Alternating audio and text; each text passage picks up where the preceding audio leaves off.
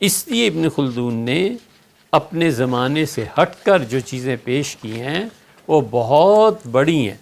انہوں نے اپنے الفاظ کی، اپنے اس مقدمے کی خود بڑی تعریف کی ہے. اور ایک فرانسیسی ہے، اس نے ابن خلدون پہ جو لکھا ہے، اس نے لکھا ہے کہ ابن خلدون نے جو اشعار لکھے ہیں، ابن خلدون نے جو عربیت لکھی ہے وہ بالکل سادہ عربیت ہے. اور اس کو اگر دیکھنا ہو نا بچوں، تو فاس شہر میں، مراکش میں ہم گئے تھے، وہاں پہ قروین لائبریری تھی، اس کو دیکھنا. ہمارے پاس اس کی ممبرشپ تھی، ہمارے پاس امریکہ کی بھی ممبرشپ تھی، مختلف یونیورسٹیز کی، آکسفورڈ کی بھی تھی، سب کی.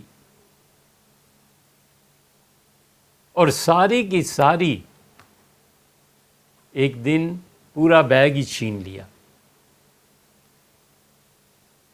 وہ زندگی کے جو بہترین سرمایے کے دن تھے وہ کارڈز میں تھے سارے.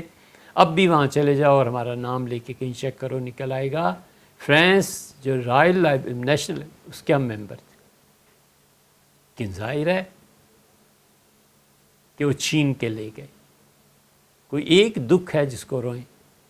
اللہ تعالیٰ انہیں بھی رسوا فرمائے اسی طرح جس طرح وہ رسوا فرمائے ان کو جنہوں نے انگلینڈ جانے پہ پابندی لگا دی.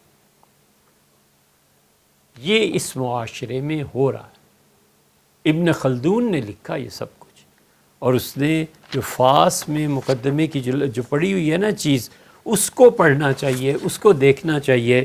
اور کہتے ہیں کہ ابن خلدون کی اپنی تحریر ہے، ہم اس بات کے میں تحقیق بھی نہیں ہے اور کچھ کہہ بھی نہیں سکتے.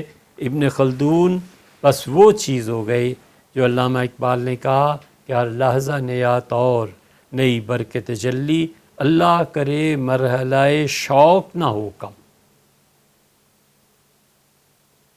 تو یہ جو شوق کا مرحلہ ہے، تو ابن خلدون نے جو کچھ لکھا، ہم نے بتایا، آپ سے عرض کیا کہ کتاب العبر لکھی، ایک چیز ہو گئی.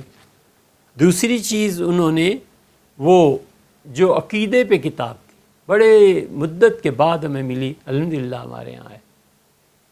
آپ میں سے کوئی اسے چھپوا دے، بہت، یہ بھی ایک خدمت ہی ہے نا. آپ چھپوا دیجئے اسے تاکہ لوگوں کو پتہ چلے کہ ابن خلدون اشعری تھے اور ان کا عقیدہ کیا تھا. نایاب ہو گئی اب یہ کتاب. دو کتابیں، تیسرے انہوں نے تاریخ لکھی. چوتھی کتاب جو تھی ان کی، انہوں نے مقدمہ لکھا.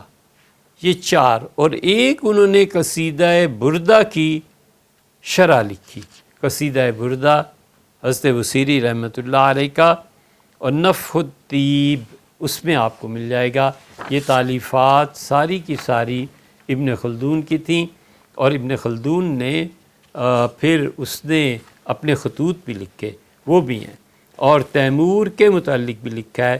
یہ سب چیزیں ان کے ہاں ملیں گی، لیکن اس کی کتابیں اب ساری کی ساری ملتی بھی نہیں ہیں. اور ابن خلدون نے جو مقدمے میں چیزیں تحریر فرمائی ہیں، اس کی ایک پوری فہرست ہے.